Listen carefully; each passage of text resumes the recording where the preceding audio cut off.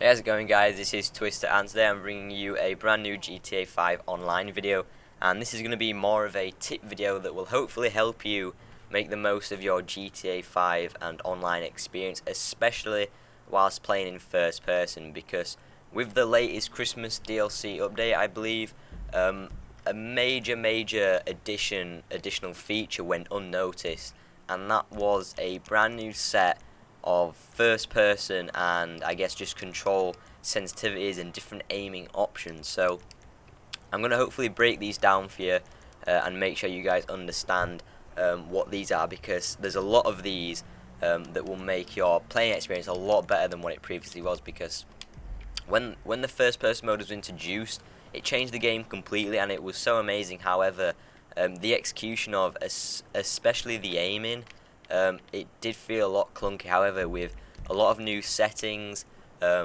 lot of that has been rectified, and you can really customize your experience and make sure that the first person control and aiming feels as crisp as possible and familiar to what it would be in a lot of other first person shooters like Call of Duty, Battlefield, and games like Far Cry. So a lot of these you should already be familiar with, such as third person look around sensitivity and aiming sensitivity. And another thing they've also done really well is they've split the actual aiming sensitivities and options into third person and first person. So first we'll take a look at the third person ones. They're all pretty similar going down to first person, but when you're in first person and third person, you might want different sensitivities and different dead zone and acceleration. So the look around sensitivity and aiming sensitivity you guys should be familiar with. So it just affects how far you look around. So a high sensitivity might look like that, and a really low sensitivity might be like that. Obviously I haven't changed that, that's just me moving the stick at different lengths just to show you what a sensitivity would be. But you guys should be familiar with those, and also you can change the aiming sensitivity. So if you really want a really low sensitivity, it'll be like that, and a higher one will be like that. So you guys should be familiar with sensitivity. However, a new one is third person aim / look dead zone, and you've got this on first person as well. So previously on first person, let me just go back into the settings, and I'll actually change the dead zone to what it used to be like. So in first person, the dead zone used to be way up here. Now the aiming dead zone option is actually a really big change.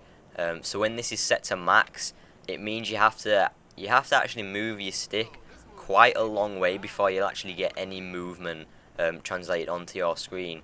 So with no dead zone, you'll get instant movement. So if you move your right stick the tiniest bit, you'll start aiming the tiniest bit. But however, when the dead zone is on max, it's really hard to get precise movements, because you have to move your stick quite a long way to the right or quite a long way to the left to actually get any movement whatsoever. And this made it really hard to do like really steady and careful aiming, and it made it feel a lot clunky. However, if we reduce the dead zone all the way back down, this mainly applies to first person, but I do have it set to 0 on third person as well, just to make sure it's as crisp and smooth as possible. So when we have no dead zone, the slightest bit we move our stick, we get movement and actual aim. So there's aiming dead zone. I really do recommend you have your aiming dead zone set as far low as you can manage. Like the lowest is probably it'll make it feel more of a familiar first person shooter such as Call of Duty. However, if you don't like the feel of it and you preferred it how it was, I still wouldn't recommend full, because that just makes it a lot harder. I recommend maybe bump it up by 1 or 2 little bars, and then that should be perfect for you. So that's dead zone.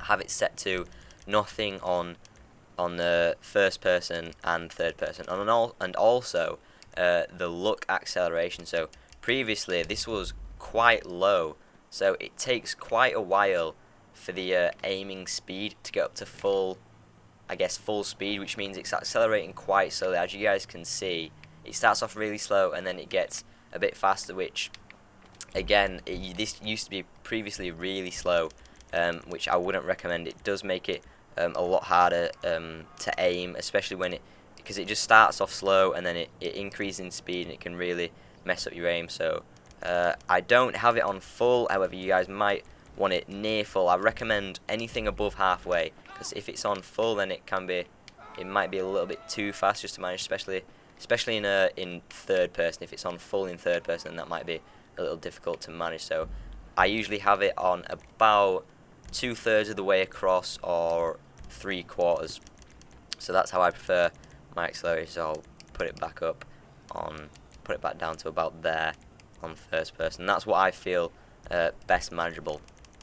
So there we go, guys. Hopefully this little breakdown of the new control settings is very, very helpful to you guys, because the aiming is a big part of when you're in first person. Previously, like I did say, it was quite hard to get used to, especially with the large amounts of Deadzone. You had to move your stick quite a long way to get any movement, which definitely made it feel really unfamiliar for a first person shooter, I guess, mode. But now we've got actual settings that actually really helps us customize the experience. I would recommend little to no Deadzone and your acceleration on about 2/3 or 3/4 of the way, and that should really help you guys improve the feel of GTA. And if you guys want to take a look at these, these came back with the game as default. That's just what I use, but that's really up to you. So yeah, I definitely do encourage you guys to play about with this, because although these are the stuff that I would recommend, it is all about personal preference. Say if you would like the Deadzone on, you go ahead and do that.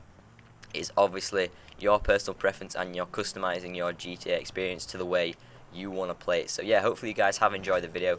If you did find it helpful, definitely make sure to leave a like rating on the video and subscribe to the channel for more videos.